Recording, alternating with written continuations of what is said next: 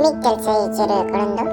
Morning లేవగానే climate బాగుందిరా అని మా ఫ్రెండ్కి కాల్ చేసిన. ఎక్కడరా మామ అంటే వాడు చెప్పినాడు, నేను ఇంట్లో ఉన్నాను రా అన్నాడు. సరేరా నేను వస్తున్నా, ఎక్కడైనా బయటికి వెళ్దాంరా అన్నాడు. సరే అని వాళ్ళ ఇంటికి వెళ్ళినా. అత్తే వాడిని పికప్ చేసుకుని పదరా బయటికి వెళ్దాం అంటే ఆగ్రా షాప్ డైమండ్ తీసుకుంటా అన్నాడు. సరేరా షాప్ కట్ తీసుకుని దాని తర్వాత డైరెక్ట్ తుమ్మలగుంటకి వెళ్ళిన.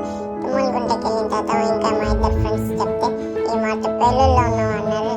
తుమ్మలగుంట నుంచి పేలూరుకి వెళ్ళాం. ఆడుండే చెరువు కాడికి వెళ్ళాం. చాలా పెద్ద చెరువు, 2 ఊరు అంత పెద్ద చెరువు అంట ఇది.